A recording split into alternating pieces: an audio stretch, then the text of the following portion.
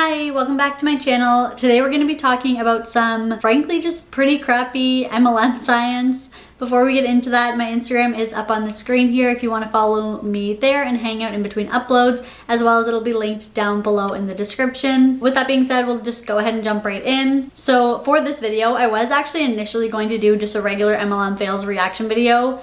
But as I was looking into the first video that I was going to react to, it's a little bit longer and I feel like there's a bit more to say. So this might just be like a one and done kind of video. So I'm gonna play a couple of slides and then we'll pause to talk about it before we move on.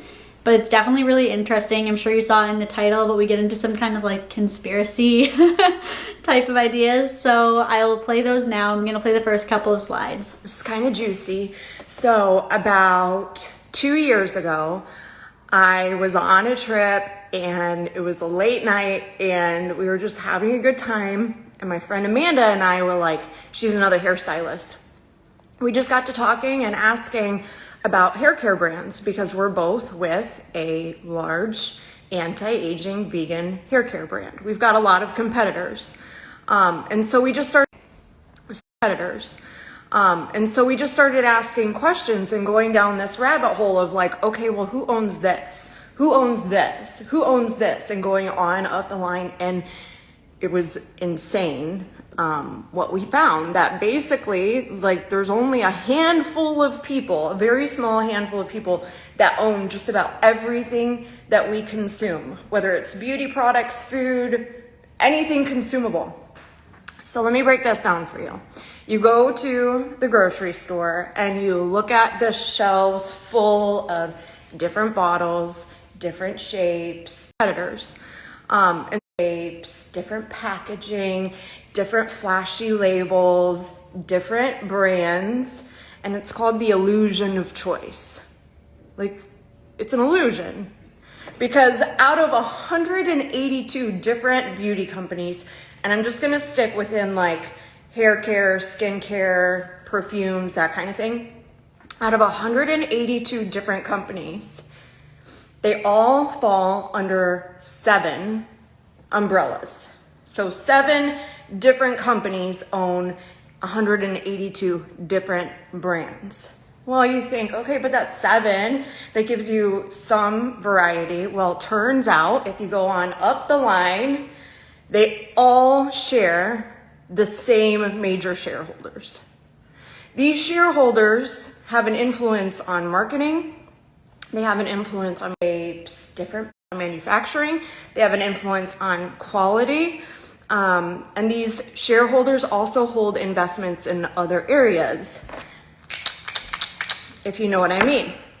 So you have to think.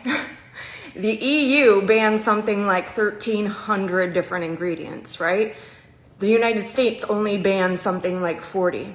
It also turns out that these shareholders also hold major investments in, like I said, that industry.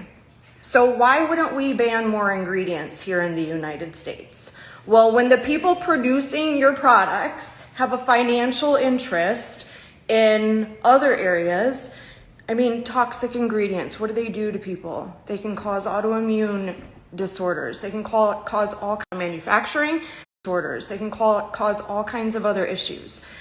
It's this perpetual cycle. These toxic ingredients are creating illnesses, but then they've got other companies that'll sell you the cure. It's the illusion of choice. We don't really have a choice. It's crazy, right? It's so crazy. So this is why it is so important. Like, we talk about shopping small, we talk about shopping clean, we talk about shopping independent, but what does that even look like? Where are you going to find an independent brand that doesn't fall under this big, huge conglomerate umbrella, that owns their manufacturing, that formulates to EU standards, that does clinical studies? I happen to know of one. And honestly, I really firmly believe it's a reason why we've been disorders. They can call it. Okay, I'm gonna pause there. We'll touch on the first couple of slides and then we'll get into the next bit. And like always, I have a bunch of notes. So we will get into this. So she starts out by saying that it was herself and another hairstylist, which of course they are.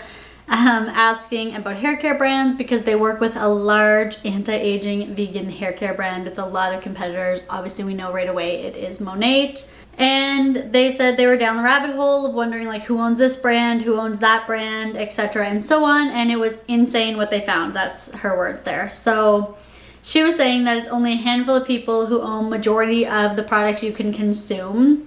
So she was saying, you know, you go to the grocery store, you look at shelves full of different bottles, different shapes, packaging, etc. and different, what you think is different brands.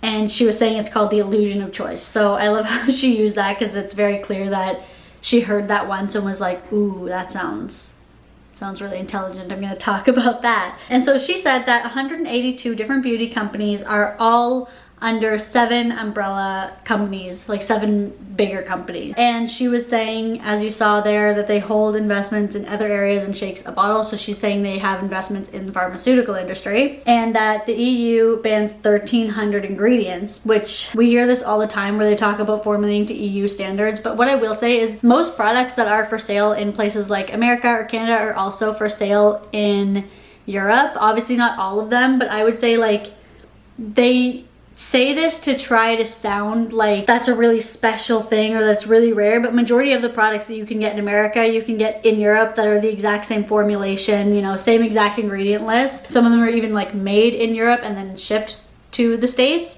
or Canada. So that's one thing that I want to point out, because I know Monat reps all the time, they use that they formulate, a lot of MLMs actually do, they formulate to EU standards and that the US doesn't ban that many ingredients. But to me, that doesn't really mean a whole lot, just because most things are sold both in the US and Europe, meaning that they meet European standards for being sold there. And also a lot of the time when we look at these lists of chemicals that places ban, like I've looked into it for Canada before because I live in Canada, and a lot of the chemicals are things that would really never be in beauty products, especially these days. Like they'll list extra chemicals saying that they're banned for use in cosmetic products, but it's things that like wouldn't be in cosmetics anymore regardless, you know what I mean? And she was saying that basically what she's implying, and we're kind of getting a little bit into the conspiracy here that she's alluding to, is that the US doesn't ban as many ingredients because all of these major shareholders in the companies, basically what she's implying is they want you to get sick from the toxins in products so that they can sell you the cure, which, you know, she was shaking the bottles, prescriptions. So she's saying it's a perpetual cycle. These toxic ingredients are creating issues and then other companies are selling the cure. And she's saying basically that the company benefits from both of these things because they're selling you the product and they're selling you the solution to the issues that it causes, which that's a pretty bold statement to make. I'm not saying that I doubt that they invest into pharmaceutical companies, just because I find a lot of large companies invest in all kinds of different areas, but it's a pretty big statement to make, to say that like if you go into the grocery store, your shampoo is going to be making you sick. Like it just, it's a reach. It's definitely a reach. And she said this is why it's so important, and we always talk about shopping small and clean, independent, which are all massive buzzwords right now. This is like a huge issue, especially in beauty to begin with, especially clean. Shopping small obviously is important too, but when you're shopping from Monat, which is a massive $1 billion, they always love to brag about, corporation. So you aren't shopping small by shopping from a $1 billion company, or, you know, just because your friend is a market partner doesn't mean you're buying from a small business, because ultimately the money from those sales are going to the $1 billion company. And clean as well is a big issue right now because of the situation which is called greenwashing, which is essentially that companies can slap clean, environmentally friendly, all this marketing that makes you think the product you're getting is better when it's not at all. And the term clean when it comes to beauty products isn't regulated. So that really doesn't mean anything. There's nothing they have to meet to be able to say that. I could make a product out of the most junkiest, crappiest ingredients and I could call it clean shampoo, and that's fine. I'm allowed to call it that without proving anything. So it's kind of a big issue, and she's using all of these buzzwords again to sort of sell her product when a lot of these don't even apply to her product, especially talking about independent and small. So a lot of what she says can either be debunked pretty easily, or you can kind of look at it as what some of she says is technically true. She's using sort of a confirmation bias, so she's essentially delivering an information in a way that just confirms the point that she's making, but when you look at the information from an unbiased lens, it doesn't really necessarily fit the narrative that she's talking about. With what she said, and again, I'm just looking down at my notes here to make sure I don't mess anything up, because that happens a lot. It is true that 182 beauty brands are owned by 7 major companies. This was stated in an article by Business Insider. The big companies are Estee Lauder, L'Oreal, Shiseido, Unilever, Johnson & Johnson, Procter & Gamble, and Coty. However, in my personal opinion, 182 companies being owned by 7 larger companies, it is a lot, but it's really not that crazy when you think about it. It's still pretty easy to find brands that are independent. So like this Hun claimed, we need to find independent brands, and she's like, oh, where are you gonna find one? But like, I don't find it that difficult. Sephora alone, which is just, that's the only beauty store we have. We don't have Ulta in Canada right now, but they carry 400 different beauty brands or more. Like according to online, it says they carry over 400 beauty brands.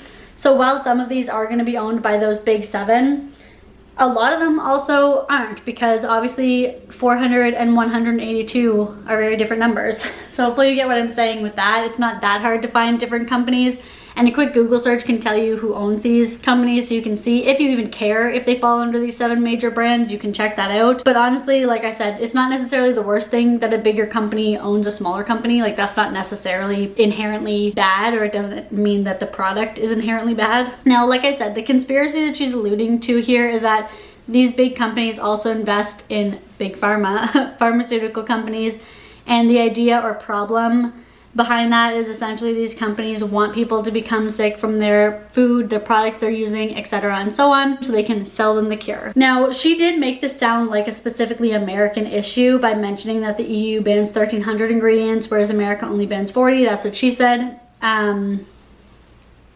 That's all I was saying, like, if that's what she said joke, but I just mean like that's quite literally what she said in the video. And that Monat formulates to European standards. So my issue with this is just sort of like a hole in the plot line to this conspiracy is that not only do all of these big 7 companies sell in Europe and also like around the world in general, but some of them are even from Europe. Like L'Oreal specifically is a French brand, and Shiseido's from Japan, so again, not American. That just sort of puts like a little bit of a hole in the conspiracy, where her thought process is, oh, you know, if we're formulating to European standards, we don't have to worry about these issues and toxins, whereas American companies are typically, what she's implying is that they do formulate with toxins, which, like I said, already isn't true. Just because an ingredient's not banned doesn't mean it's going to be in every product. And the other thing which I found when I was researching this is that L'Oreal invests in Europe's #1 pharmaceutical company. So saying that Monat formulates to European standards, to me, doesn't really mean anything. I mean, sure, she did say that these big 7 companies all have shareholders in pharmaceutical companies, but again, like I said, she made it sound like specifically an American issue. But as we see here, there's pharmaceutical companies operating out of Europe, and beauty brands also have shares in those companies. And the other thing about Monat in general, just in terms of her saying that it's like independent, technically I guess you could say it is. I don't really know what constitutes as being specifically an independent business, but Monat is owned by a larger company that the CEO started, which is called Alcora Corporation. I'm pretty sure I'm saying that right, but sorry if I'm not. And Alcora owns a few different brands like in-house or whatever. So they have Monat, they have Project Beauty, B&R products, which are tech products, and Lodine.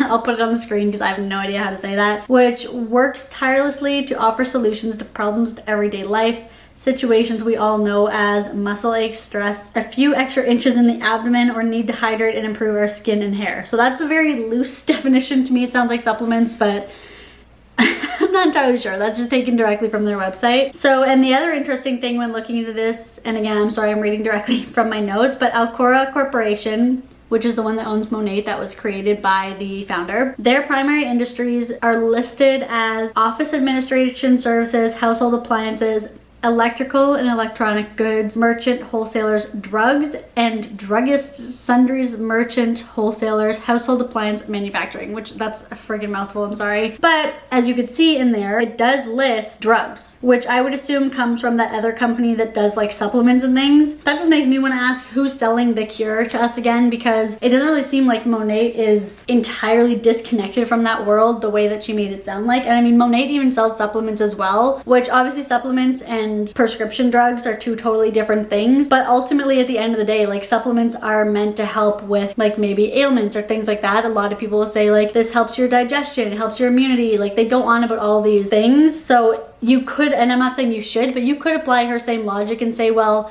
if Monat sells supplements, maybe their products are making me need these supplements, you know? It's an interesting way to look at it. And like I said, I'm not saying you should look at it that way, because I don't think that just because products deal also with supplements that the other products are making you sick. I think that's a really shady thing to even imply, and it's pretty out there. But I'm just saying, if she wants to use that logic to other companies, you could apply that same thinking to her company, which is Monat. Okay, so we'll move on to the last couple of slides, and then I'll touch on the rest of what she said. Been a target of you know, malicious intent, because when we take a $2 billion bite out of their $86 billion industry, it's enough to notice. And when you can't buy us out like they do with everything else, that's what they do.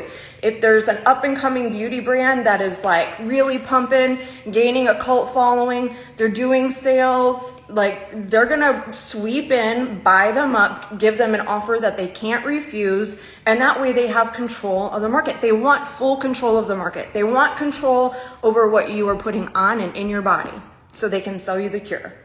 This is why it is so important to pay attention to what is in your products.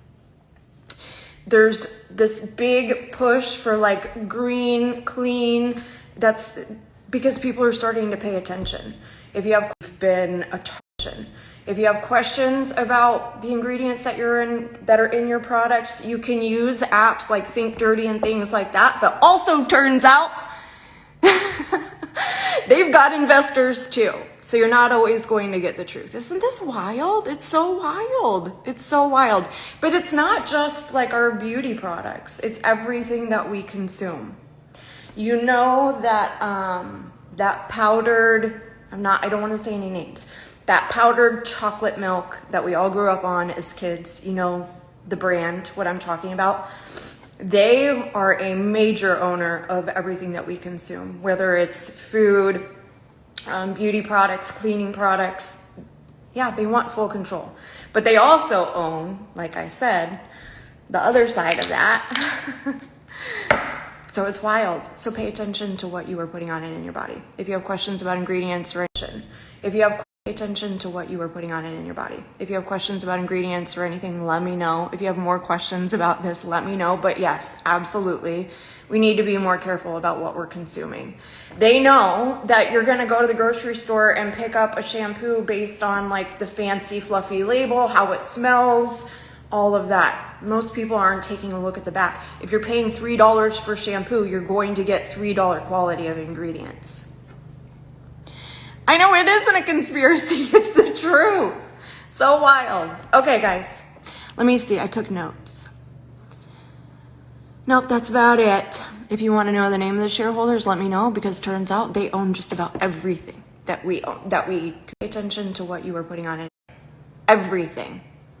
You think that brands are like competing against each other, but they're not.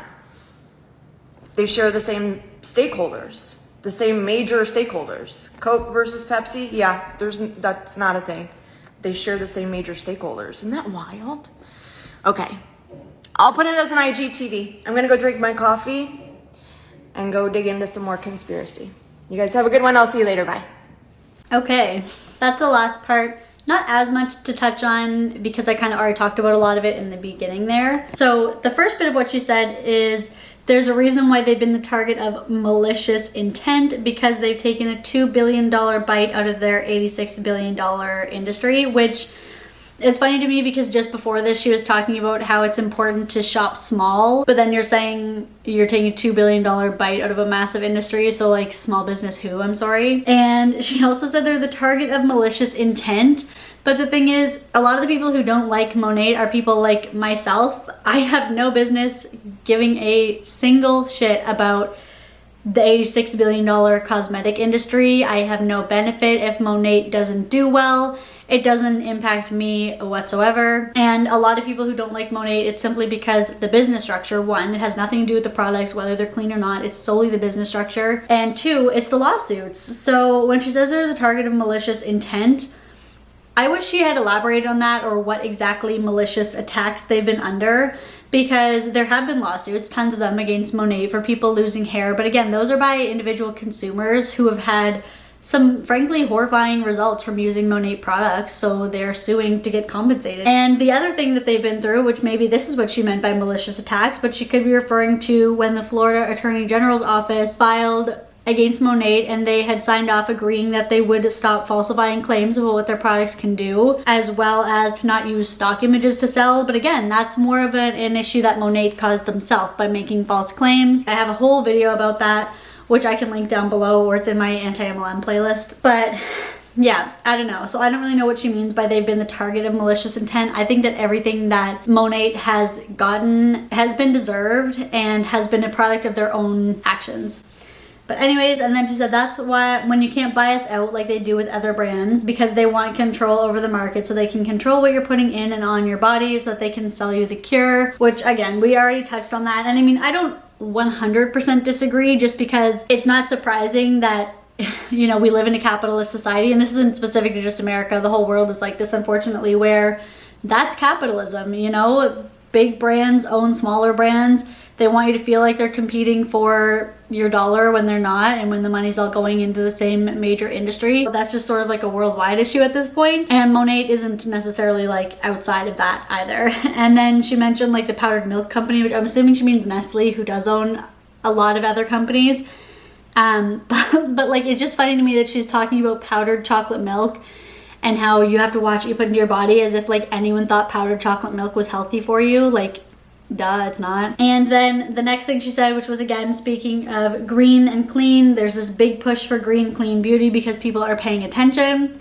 So I just wanted to quote a little article here, just a little bit more about what greenwashing is. It does a bit of a better job explaining than what I can do, and I'll have the article linked down below. But this says, greenwashing is when a product makes claims to be natural, eco-friendly, organic, or environmentally conscious when they aren't any of those things as a sales tactic. Says clean beauty expert Jenny Duransky, sorry if I pronounced that wrong, Jenny, owner and founder of Lena Rose Beauty in Chicago. This can be done through the product's descriptions or even the company name or use of images and packaging design that would make consumers believe the product is green. To our point on natural beauty's rise in popularity, brands are doing this because it sells. There is also no legal definitions for natural, naturally derived, renewable, sustainable, synthetic, and the like, and there's a lack of oversight to hold brands accountable for backing up these claims. Monat seems to include some ingredients that aren't necessarily clean, but I'll get into that in just a minute here. So she also said that you can use apps like Think Dirty,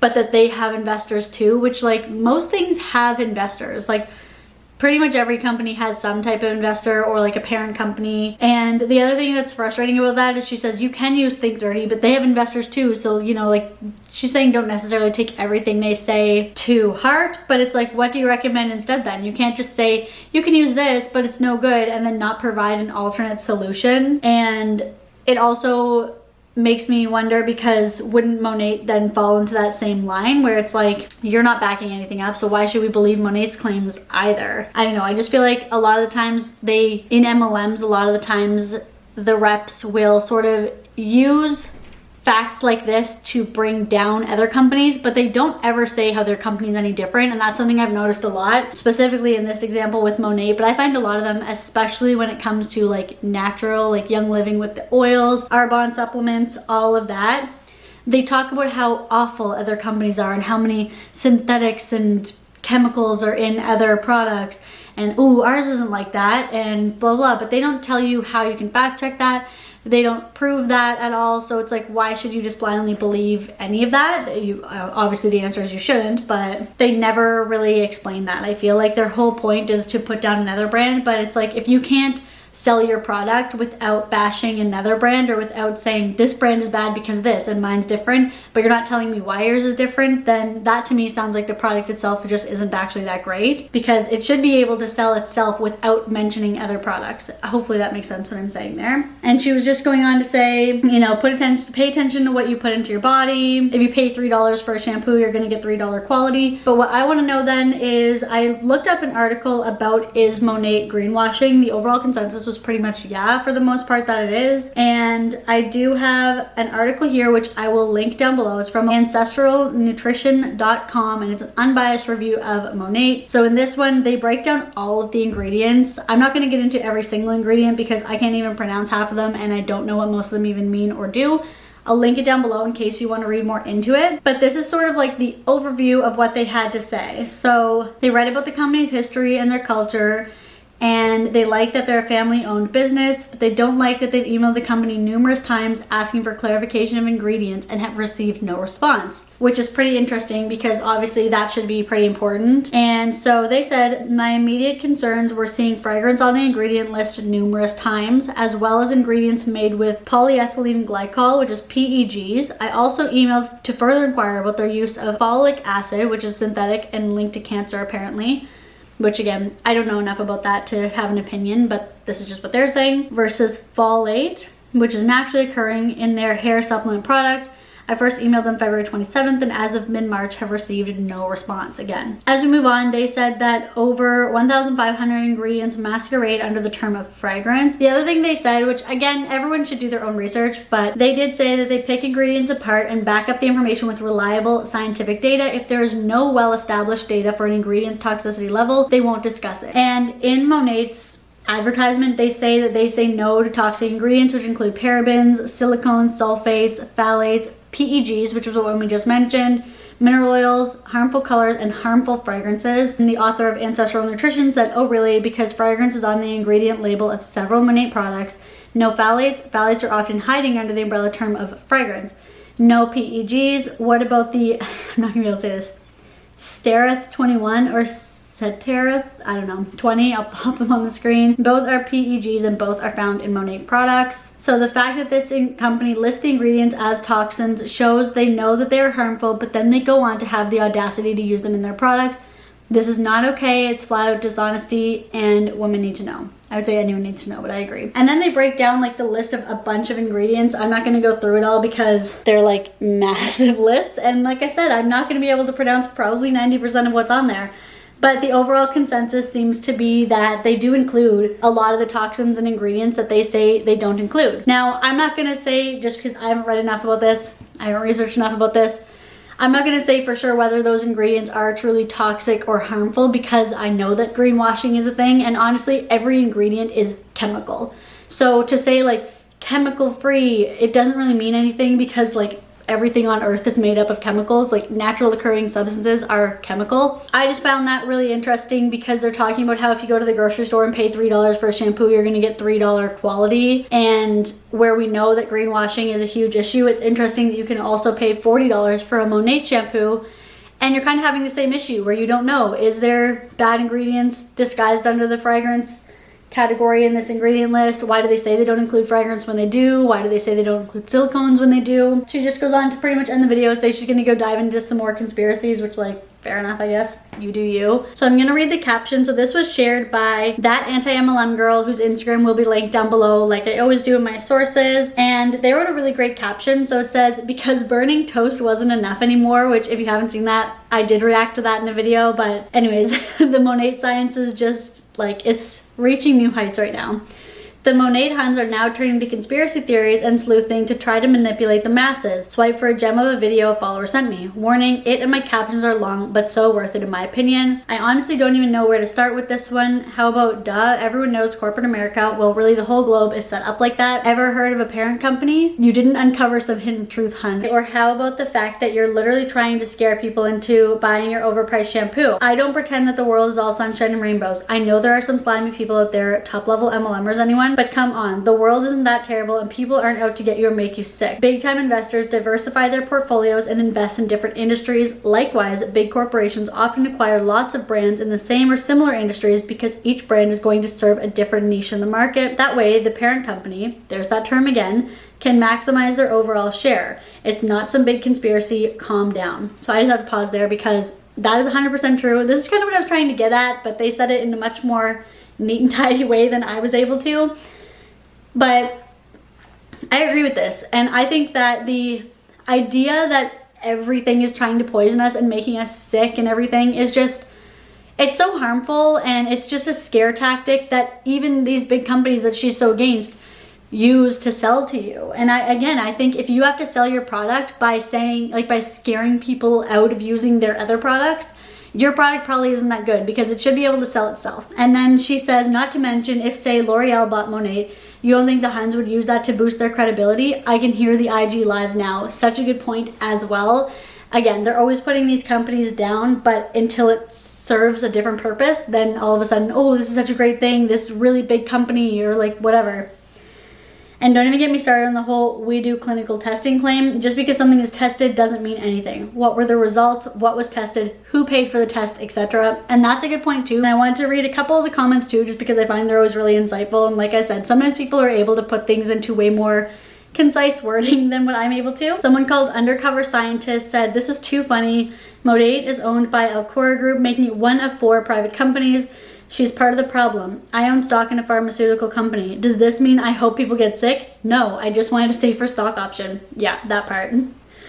And then Anti-MLM Boss Babe said, this particular Monat lady is also very into fringe right-wing conspiracies like full-on 5G and the COVID vaccine level.